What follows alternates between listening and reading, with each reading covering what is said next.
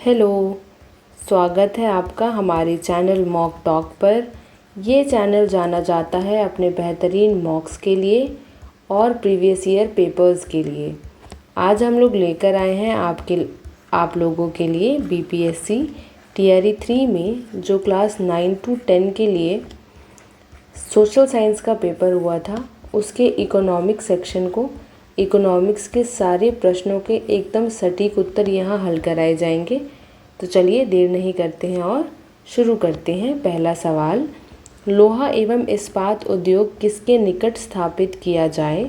Option, कच्चे माल अयस्क की उपलब्धता, बाजार, वन, डी या फिर ई। तो इसका उत्तर होगा ए, कच्चे माल अयस्क की उपलब्धता। ठीक है, तो अगला प्रश्न है, COP27 शिखर सम्मेलन का विषय क्या था? ऑप्शन, कार्यान्वयन के लिए 7, जलवायु परिवर्तन के लिए स्वतंत्रता, अनुसंधान और विकास के लिए समझौता, डी या फिर ई। तो इसका उत्तर है ए, कार्यान्वयन के लिए 7। अगला प्रश्न, अच्छा, और इसको बोला जाता है टुगेदर फॉर इम्प्लीमेंटेशन। ये सुना होगा आपने, करंट अफेयर्स में सुना होगा तो। ठीक है, अगला प्रश्न देखते हैं अब।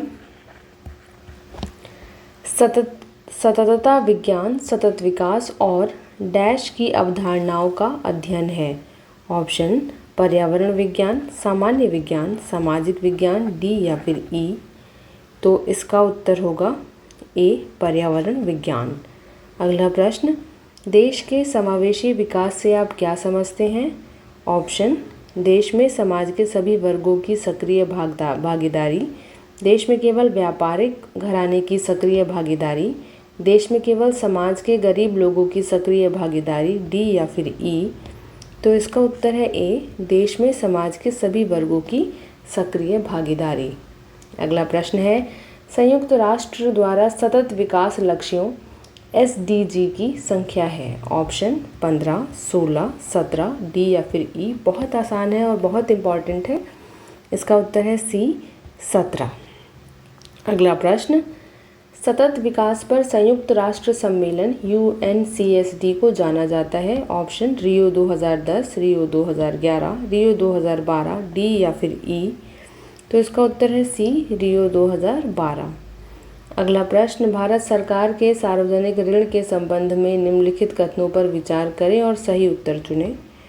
ऑप्शन, ट्रेजरी बिल और दिनांकित प्रतिभूतियाँ, बाह्य वाणिज्यिक उधार ECB, NRI जमा।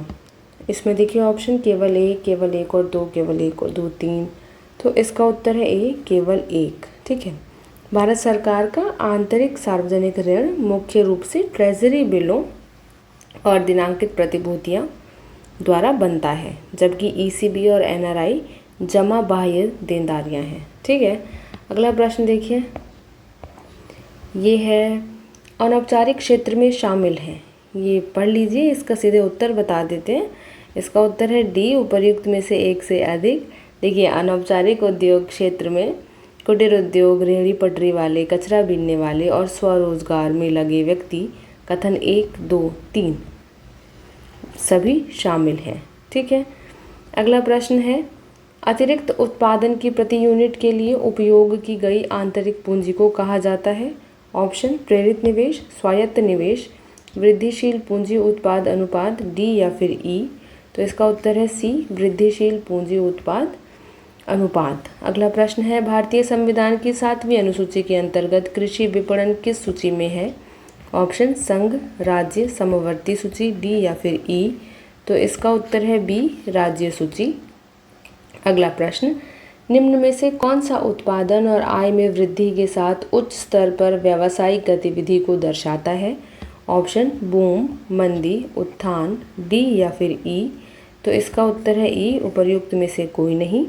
देखिए, आर्थिक विकास के साथ साथ द्वितीय और तृतीय यानी सेवा क्षेत्रों में व्यावसायिक गतिविधियों का स्तर उच्च होता है। ठीक है, अगला प्रश्न देखिए, विभिन्न आयु वर्ग के लोगों का समूह कहलाता है। ऑप्शन, लिंग अनुपात, आयु रचना, व्यावसायिक संरचना, डी या फिर ई। तो इसका उत्तर है बी, आयु रचना। अगला प्रश्न, लिंगानुपात क्या है, बहुत इम्पॉर्टेंट है। ऑप्शन प्रति 1000 पुरुष पर महिलाओं की संख्या, प्रति 100 पुरुष में महिलाओं की संख्या, जन्म दर और मृत्यु दर के बीच अंतर, डी या फिर ई। तो इसका उत्तर है ए, प्रति 1000 पुरुष पर महिलाओं की संख्या। अगला प्रश्न, जनसंख्या में बच्चों का एक बड़ा हिस्सा निम्नलिखित परिणाम है। ऑप्शन उच्च जन्म दर, उच्च मृत्यु दर, उच्च जीवन प्रत्याशा, डी या फिर ई। तो इसका उत्तर होगा ए यानी उच्च जन्म दर। अगला प्रश्न, निम्नलिखित कारकों में से कौन सा कारक छिड़काव जनसंख्या के लिए जिम्मेदार है। ऑप्शन समतल मैदान और प्रचुर मात्रा में वर्षा, बीहड़ इलाके और प्रतिकूल जलवायु, उपजाऊ मिट्टी और प्रचुर मात्रा में वर्षा, डी या फिर ई। तो इसका उत्तर है डी, उपर्युक्त में से एक से अधिक।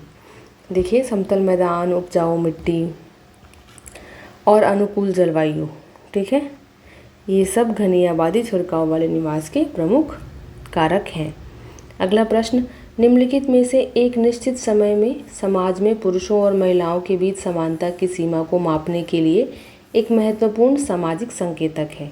ऑप्शन आयु रचना, साक्षरता दर, लिंगानुपात, डी या फिर ई। तो इसका उत्तर है सी, लिंगानुपात। अगला प्रश्न, निम्नलिखित में से कौन सा एक तृतीयक गतिविधि नहीं है। ऑप्शन बैंकिंग, परिवहन और संचार, भवन और निर्माण कार्य, डी या फिर ई। तो इसका उत्तर है सी, भवन और निर्माण कार्य। अगला प्रश्न देखते हैं, भारत का कुल क्षेत्रफल दुनिया के क्षेत्रफल का कितना प्रतिशत है। ऑप्शन 2.4%, 16.7%, 3.28%, डी या फिर ई। तो इसका उत्तर है ए, 2.4%। अगला प्रश्न देखते हैं, भारत में किस वर्ष को एक महान जनसांख्यिकी विभाजन माना जाता है। ऑप्शन 1921, 31, 1751, डी या फिर ई। तो इसका उत्तर है ए, 1921। ईयर ऑफ ग्रेट डिवाइड कहा जाता है इसको। अगला प्रश्न, जनसंख्या के निम्नलिखित प्रवास में से कौन सा जनसंख्या के आकार को नहीं बदलता है। ऑप्शन बाहरी प्रवास, आंतरिक प्रवास, अंतर्राष्ट्रीय प्रवास, डी या फिर ई। तो इसका उत्तर है बी, आंतरिक प्रवास यानी इंटरनल माइग्रेशन की बात हो रही है यहाँ पर। अगला प्रश्न देखते हैं, प्राथमिक गतिविधियों में निम्नलिखित में से कौन सा शामिल नहीं है। ऑप्शन कृषि, पशुपालन, शिक्षा देना, डी या फिर ई। तो इसका उत्तर है सी यानी शिक्षा देना। अगला प्रश्न 22वां प्रश्न, निम्नलिखित में से कौन सा एक बाजार गतिविधि है। ऑप्शन अपने बच्चों को पढ़ाने वाली एक शिक्षिका, स्कूल में पढ़ाने वाला शिक्षक, एक मैकेनिक अपनी कार की मरम्मत कर रहा है, डी या फिर ई। तो इसका उत्तर है डी, उपर्युक्त में से एक से अधिक। स्कूल में पढ़ाने वाला शिक्षक और कार मरम्मत करने वाला मैकेनिक दोनों ही मौद्रिक लाभ के लिए सेवाएं दे रहा है, जो बाजार गतिविधि है। ठीक है, ये और ये, ना कि ये। अगला प्रश्न, भारत में अनुसूचित जनजाति की सबसे अधिक संख्या वाला राज्य कौन सा है। ऑप्शन आंध्र प्रदेश, बिहार, उत्तर प्रदेश, डी या फिर ई। तो उसका उत्तर है सी, उत्तर प्रदेश। अगला प्रश्न देखते हैं, निम्नलिखित में से कौन सा कार्यक्रम वर्ष 2000 में लॉन्च किया गया था। ऑप्शन राष्ट्रीय ग्रामीण रोजगार गारंटी अधिनियम, स्वर्ण जयंती ग्राम स्वरोजगार योजना, प्रधानमंत्री ग्रामोदय योजना, डी या फिर ई। तो इसका उत्तर है सी, प्रधानमंत्री ग्रामोदय योजना। अगला प्रश्न देखते हैं, ग्रामीण क्षेत्रों और छोटे शहरों में शिक्षित बेरोजगार युवाओं के लिए स्वरोजगार के अवसर पैदा करने के लिए 1993 में कौन सी योजना शुरू की गई थी। ऑप्शन प्रधानमंत्री रोजगार योजना, ग्रामीण रोजगार सृजन कार्यक्रम, स्वर्ण जयंती ग्राम स्वरोजगार योजना, डी या फिर ई। तो इसका उत्तर है ए, प्रधानमंत्री रोजगार योजना।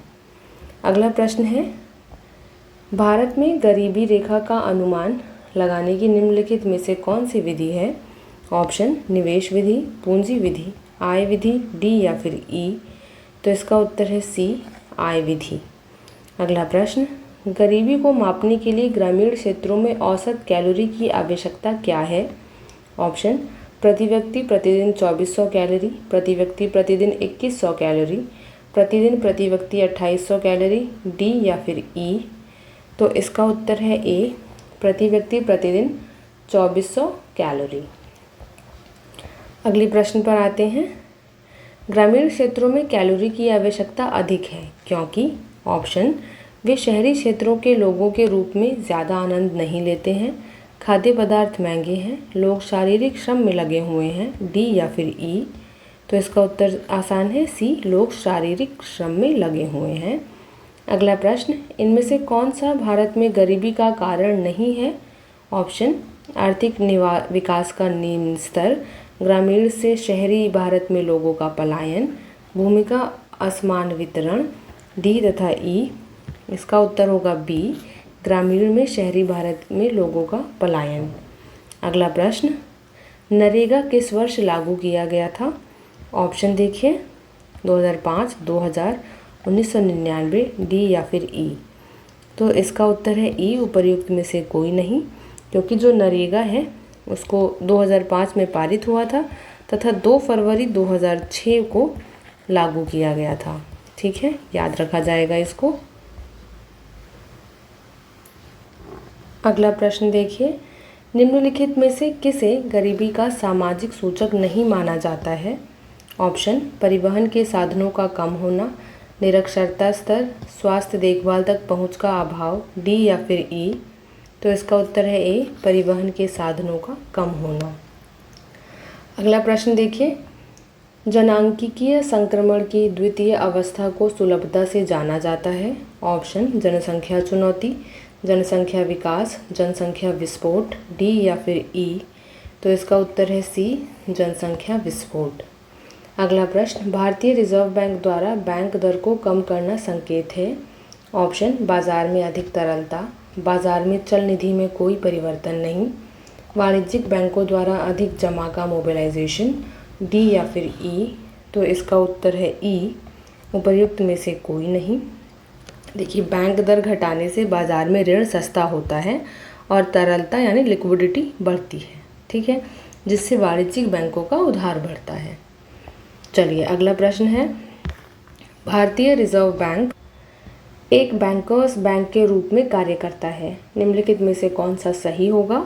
ऑप्शन अन्य बैंक आरबीआई के पास अपनी जमा राशि रखते हैं। आरबीआई ज़रूरत के समय में वाणिज्यिक बैंकों को धनराशि उधार देता है। आरबीआई मौद्रिक मामलों पर वाणिज्यिक बैंकों को सलाह देता है। अब नीचे दिए कोड का उपयोग करके सही उत्तर चुनना है। ऑप्शन इसमें देखिए केवल 1 और 2, केवल 2 और 3 ही, 1, 2, 3, डी या फिर ई। तो इसका उत्तर है डी, उपर्युक्त में से एक से अधिक, क्योंकि देखिए आरबीआई बैंकों के बैंक के रूप में बैंकों के नकद भंडार यानी सीआरआर रखता है ना, आपात स्थिति में ऋण देता है और मौद्रिक मामलों पर सलाह देता है। तो तीनों ही सही हैं। अच्छा, अगला प्रश्न देखते हैं। ये है, भारत में घाटे के वित्त पोषण का उपयोग के लिए संसाधन जुटाने में क्या किया जाता है? ऑप्शन आर्थिक विकास, भुगतान संतुलन को समायोजित करना, विदेशी ऋण को कम करना, डी या फिर ई। तो इसका उत्तर है ए, आर्थिक विकास। अगला प्रश्न, GNIGPL गेल इंडिया बायोगैस संयंत्र बिहार में किस स्थान पर स्थापित किया जाएगा? ऑप्शन मसौढ़ी पटना, आरा, ब्रह्मपुर बक्सर, डी या फिर ई। तो इसका उत्तर है सी, ब्रह्मपुर बक्सर। अगला प्रश्न, निम्न में से विशेष आर्थिक क्षेत्र की कौन सी विशेषता नहीं है?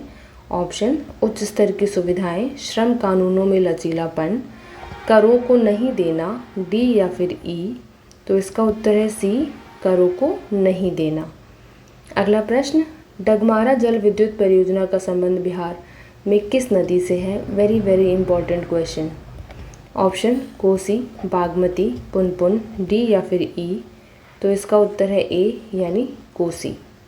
अगला प्रश्न देखिए, बिहार राज्य बीज निगम को ISO प्रमाण पत्र मिला है। निम्नलिखित पर विचार करें और सही उत्तर दें। ऑप्शन गुणवत्ता प्रबंधन और अभ्यास प्रमाणन, पर्यावरण प्रबंधन अभ्यास प्रमाणन, रिश्वत विरोधी प्रबंधन प्रमाणन। अब इसमें ऑप्शन देखिए केवल 1, केवल 2, केवल 1, 2, 3, डी या फिर ई। तो इसका उत्तर है सी, केवल 1, 2 और 3।